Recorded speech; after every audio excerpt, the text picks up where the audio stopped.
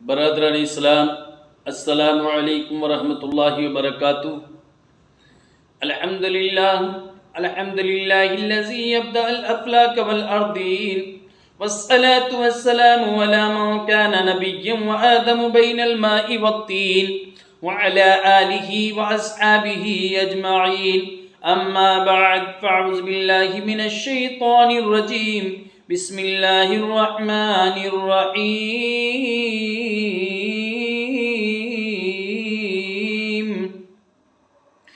ألم تر كيف فعل ربك بأصحاب الفيل ألم يجعل كيدهم في تضليل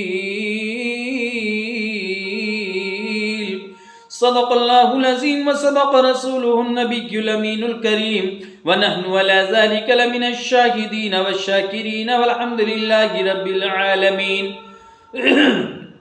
میری ملت کے نوجوانوں، میں نے جس آیت مبارکہ کو اپنا عنوان تقریر بنایا، آئیے اس کا ترجمہ پیش کرنے سے قبل فرط عقیدت اور جوش محبت کے ساتھ سرکار ذی وقار احمد مختار شفیع روز شمار کے دربار گہربار میں عقیدت اور محبت کے ساتھ درود شریف کا نذرانہ پیش کریں اور پڑھیں بآواز بلند: اللہ رب محمد صلی اللہ علیہ وسلم، نحن عباد محمد صلی اللہ علیہ وسلم، صلاۃ و سلام علیک یا رسول اللہ صلی اللہ تعالی علیہ وسلم۔ میری ملت کے نوجوانوں، میں نے جس آیت مبارکہ کو اپنا عنوان تقریر بنایا، اس میں پروردگار عالم ارشاد فرماتا ہے: الم تر کیف فعل ربک باصحاب الفیل، اے محبوب کیا آپ نے نہیں دیکھا کہ آپ کے رب نے ہاتھی والوں کا کیا حال کیا؟ الم یجعل کیدہم فی تضلیل، کیا ان کا داؤ، ان کا پلان، ان کا منصوبہ تباہی میں نہ ڈال دیا؟ وارسل علیہم طیرا ابابیل، اور ان پر پرندوں کی فوجیں بھیجیں، ترمیہم بحجارۃ من سجیل، کہ وہ پرندوں کی فوجیں ان پر پتھر برساتی تھیں، فجعلہم کعصف مأکول، اور ان کو ان پرندوں کی فوجوں نے ابرہہ اور ابرہہ کے بعد لشکر کو بنا دیا ایسے جیسے کھایا ہوا بھس یا کھائی ہوئی کھیتی کی پتیاں۔ میری ملت کے نوجوانوں، میں نے جس سورہ مبارکہ یعنی سورۃ الفیل کا ترجمہ آپ کی سماعتوں کے حوالے کیا ہے، اب اسی سے متعلق میں کچھ آپ کے سامنے عرض کرنا چاہتا ہوں اور اسی سے متعلق کچھ بتانا چاہتا ہوں کہ اس آیت مقدسہ کا یہ تو ترجمہ تھا، اب اس کا شان نزول کیا ہے، یہ کس لیے نازل ہوئی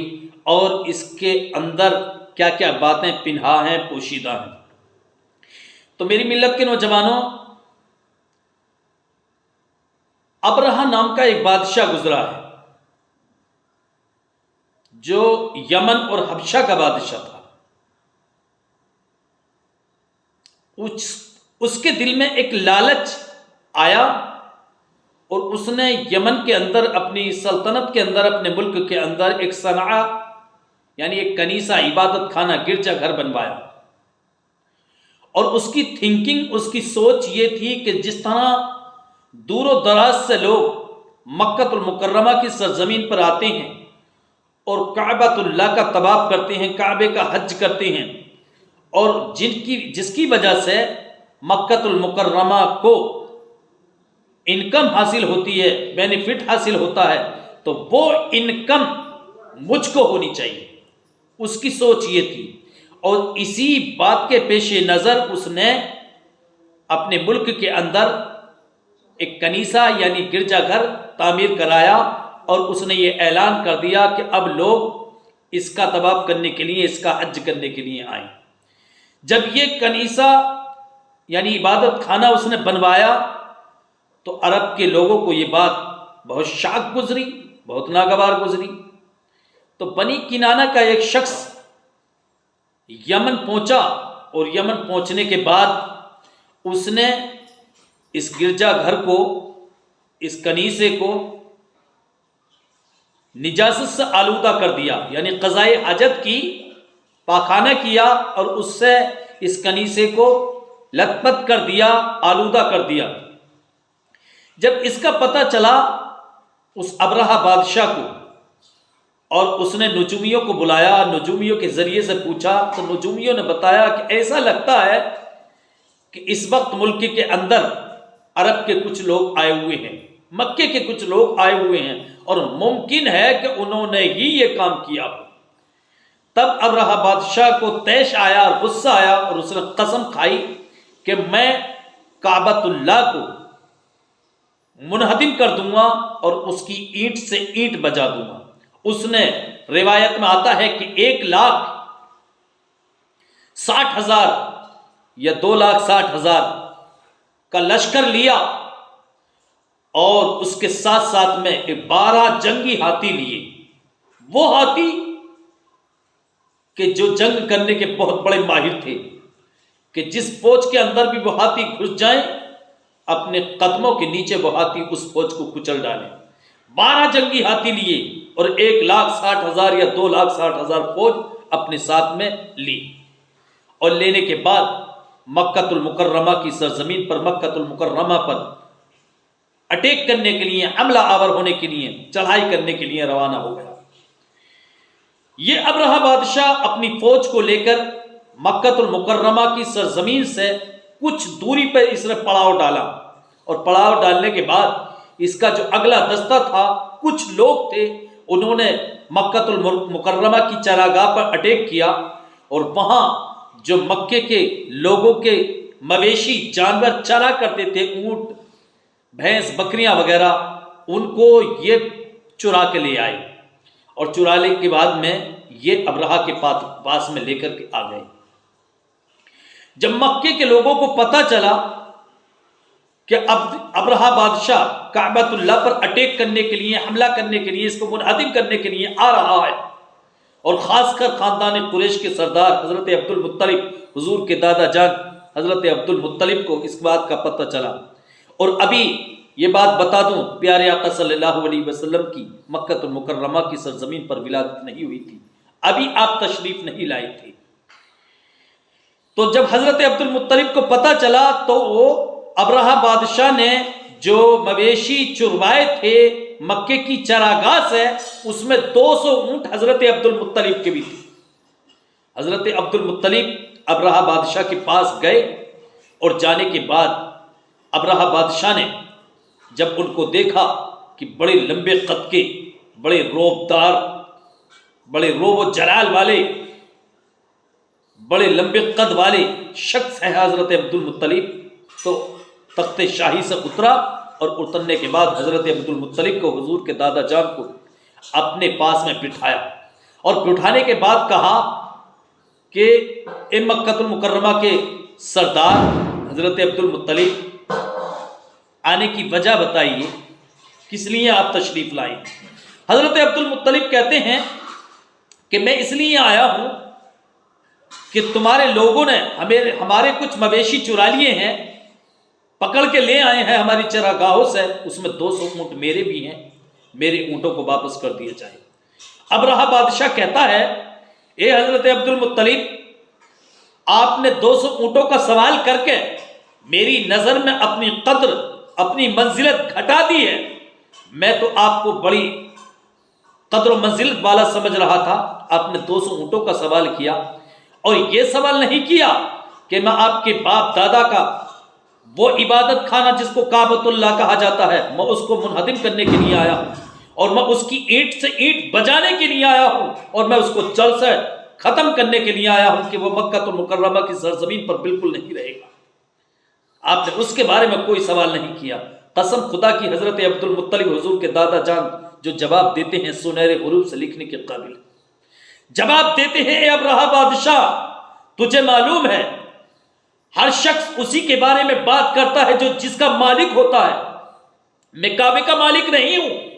کعبے کا جو مالک ہے خدا وہ جانے کعبے کو، میں صرف اپنے 200 اونٹوں کا مالک ہوں، اس لیے اپنے اونٹوں کے بارے میں سوال کر رہا ہوں، اور کعبے کا جو مالک ہے پروردگار عالم، وہ کعبے کے بارے میں خوب اچھی طرح جانتا ہے وہ کس طرح حفاظت فرمائے گا۔ میرے 200 اونٹ مجھ کو واپس کر دو، اور میں یہاں سے چلا، تمہیں جو کرنا ہے وہ تم کرو، اور کعبے کا رب جو تمہارے ساتھ میں کرے گا وہ تم جانو۔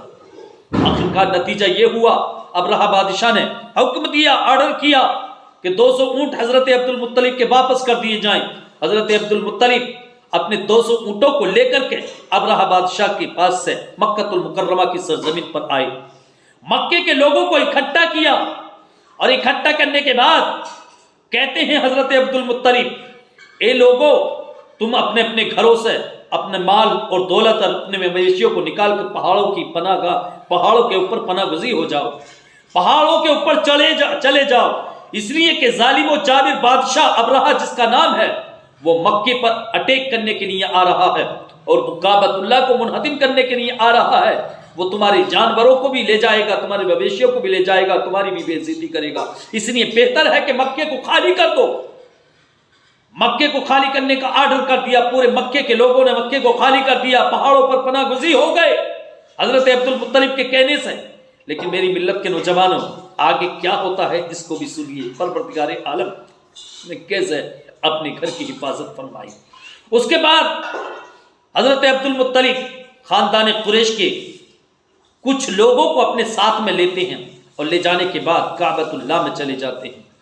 کعبے کی غلاف کو پکڑ کے، کعبے کی جالیوں کو پکڑ کے دعا کرتے ہیں، اے پروردگار عالم، یہ تیرا گھر ہے اور ہمارا یقین ہے کہ ہر گھر والا اپنے گھر کی حفاظت فرماتا ہے۔ پروردگارا، ہم کمزور ہیں، لاغر ہیں، نحیف ہیں، تیرا دشمن کعبے کا دشمن طاقتور ہے جس کو ابرہہ کہا جاتا ہے، لیکن پروردگار عالم وہ تجھ سے طاقتور نہیں ہے، وہ طاقتور ضرور ہے، اس کے پاس فوجیں ہیں، جنگی ہاتھی ہیں، ہم کمزور ہیں اس کے ساتھ میں، لیکن تیرے سامنے اس کی کوئی اوقات اور کوئی حیثیت نہیں ہے۔ پروردگار عالم، حضرت عبد المطلب دعا کرتے ہیں، مولا میں تجھے تیرے حبیب کا واسطہ دیتا ہوں، جس حبیب کا نور تو نے میری پیشانی کے اندر رکھا ہے، مولا تجھے اسی اپنے حبیب کا واسطہ، اسی کے صدقہ و طفیل میں مولا تو اپنے گھر کعبے کی حفاظت فرما، اور کعبے کے دشمن کو تو ایسا مزہ چکھا دے کہ قیامت تک تیرے گھر کی طرف کوئی آڑی نظر کر کے نہ دیکھے۔ اتنی دعا کرنا تھا، دعا میں رقت پیدا ہوئی، اور روایت میں آتا ہے کہ حضرت عبد المطلب کی پیشانی سے ایک نور نکلا، اور نکلنے کے بعد اس نور نے کعبے کے خلاف کو چمکا دیا، کعبے کی دیواروں کو چمکا دیا، کعبے کی جالیوں کو چمکا دیا۔ میری ملت کے نوجوانوں، اس کے بعد حضرت عبد المطلب اپنے ساتھیوں سے کہتے ہیں کہ ساتھیوں، اب یہاں سے چلو، کعبے کا دشمن کعبے کے ساتھ میں کیا کرتا ہے اور کعبے کا رب کعبے کے دشمن کے ساتھ میں کیا کرتا ہے، اور میری پیشانی سے اس نور کا نکلنا یہ غمازی ہے، یہ واضح دلیل ہے اس بات کی،